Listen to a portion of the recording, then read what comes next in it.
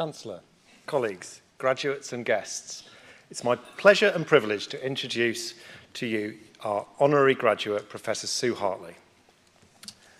Sue is an inspirational scientist and a role model for scientific careers that start with curiosity, embrace change, and make an impact on the major global challenges we face.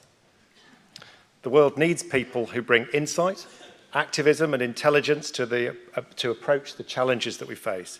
Sue brings all these things to her practice as an academic, as a passionate communicator on science, and as a convener of people.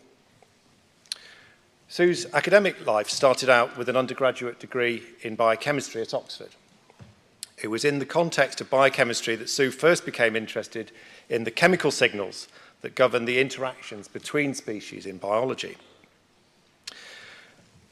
After graduating, Sue took an unusual and brave change in direction, a leap from biochemistry to ecology, which are regarded as the opposite ends of the spectrum within the biological sciences, moving to York for the first time to study for a PhD in which she focused on insect-plant interactions, bringing her chemical understanding to an ecological question. Sue's ability to transcend traditional academic boundaries was to become a hallmark of her career as a researcher, not simply channeling her efforts into the elaboration of a particular traditional discipline, but always focusing fiercely on the question that needs to be addressed, deploying whichever techniques and approaches necessary to reveal the answers. After her PhD, Sue had roles as a postdoc at York and in Aberdeen, and then as an academic for the first time in the University of Sussex, where she became a professor of ecology. Her academic work continued to focus on plant-insect interactions. The mechanisms that govern these interactions at a nanoscopic molecular level underpin the crucial global processes. Consider, for example, that at least 1/4 of all the global crop yields are lost due to attack by pests. Beyond her academic work, Sue was always a keen advocate for better public understanding of science. Her work on crop pests and her brilliance as a communicator led to her giving the Royal Institution Christmas lectures entitled The 300 Million Year War Between Plants and Animals back in 2009. Perhaps some of you watched this on TV as children and it helped inspire you to learn more about the world, maybe.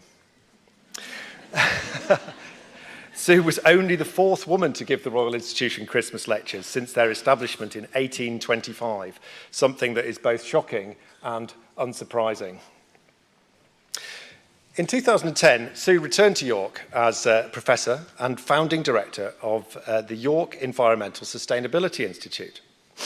She brought her inspirational leadership and interdisciplinary spirit to this role, bringing together the talents of environmental researchers from the life and physical sciences, from social sciences, with the aim of developing sustainable solutions to the world's wicked problems, such as biodiversity loss, climate change, and food security.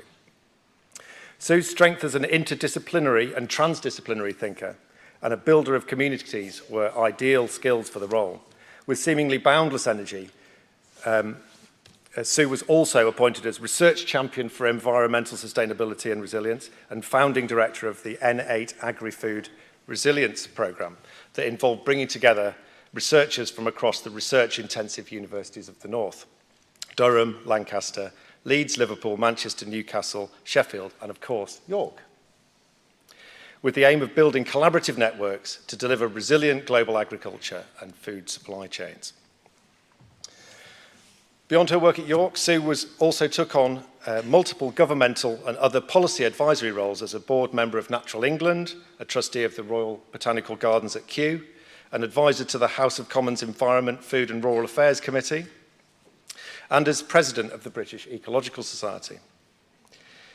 In 2019, Sue was awarded an OBE for services to ecological research and public engagement.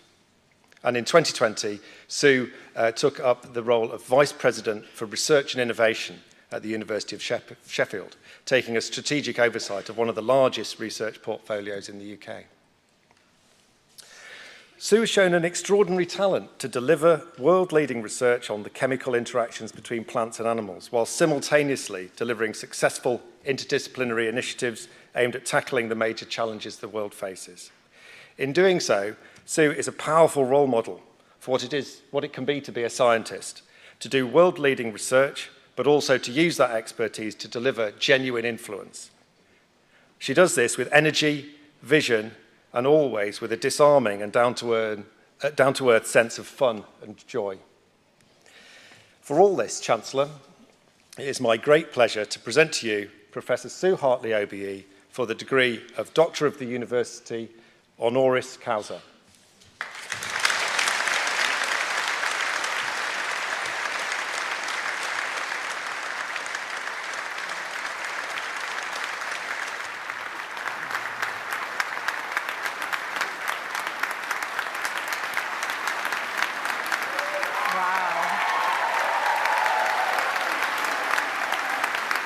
Now that's a standing ovation. That's an amazing standing ovation and tribute to all that you've contributed to the academia. Through the power invested in me by the University of York, I have great pleasure in conferring upon you this degree of the Doctor of the University, Honoris Causa. Thank you. Congratulations.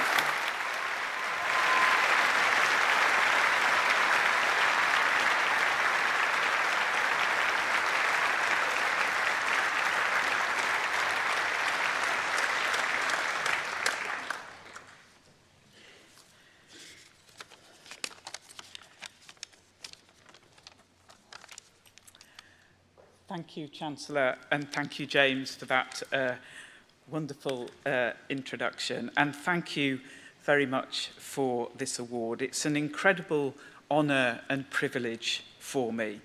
And I'm extremely grateful to the University of York for this award and for recognising me in this way. It's a very special day for me, but of course it's a very special day for all of you as well, the University of York graduates. Massive congratulations and very well done to you all. Today's a celebration of your hard work and dedication, and you should be really proud of all you've achieved. Now, the University of York holds a special place in my heart because, as James has said, it set me on the path to becoming an ecologist. I didn't have the best start to that career. I had degrees in biochemistry and chemical pharmacology from the University of Oxford.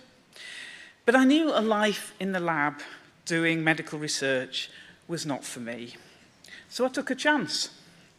I wrote to Professor John Lawton, a renowned ecologist here at York, and I said, I'd like to be an ecologist. I didn't actually know any ecology as yet, small detail. But could I come here and study with him? And amazingly, he said yes. And with the support of him, other academics here, and my fellow PhD students at York, I began a transformation.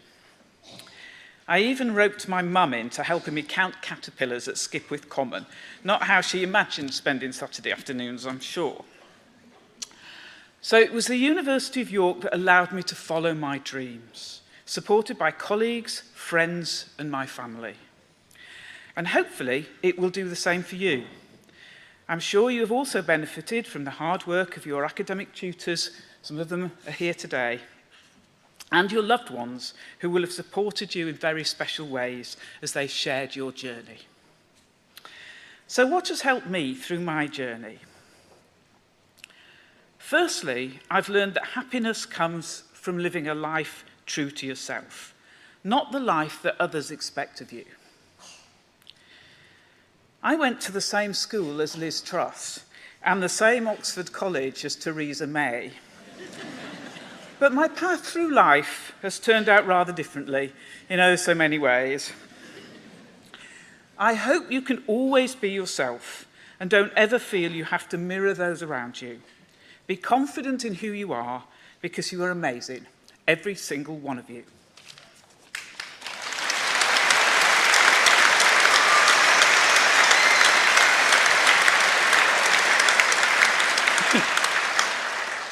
Hang on, I haven't finished yet.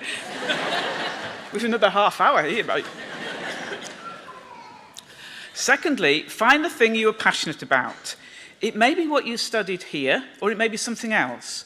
But I've been lucky enough to build a career in what I truly love. So my hope is that you can do the same and fulfill your dreams. Thirdly, don't be afraid. Of course, there is a lot to be anxious about in the world today. But so many people let fear of change or fear of the opinions of others stop them from becoming what they're truly capable of becoming. Don't let that happen to you. Be bold. So be yourself, be passionate, be bold. But I thought I'd end as a Yorkshire lass educated in Yorkshire with some wise words from the inspirational head teacher, Mr. Burton, famous for helping one of his pupils overcome their stammer through listening to music, and more recently for his famous mantra, work hard, be nice. Perhaps a more useful message to live by than his other catchphrase, shirts in, ties on, coats off. That only really works if you're in school uniform, to be honest. So work hard and be kind. Not complicated, but a good recipe for life in a world where kindness can seem in short supply. Finally, I hope you will carry your York education with great pride, as I do. I hope that what you have learnt here has given you the ability and confidence to make a positive contribution to the world, and that it has helped to shape you as global citizens and as people who stand for what is right. Strive to be the best you can be. Be yourself, be passionate, be bold, but don't forget to be kind. Thank you.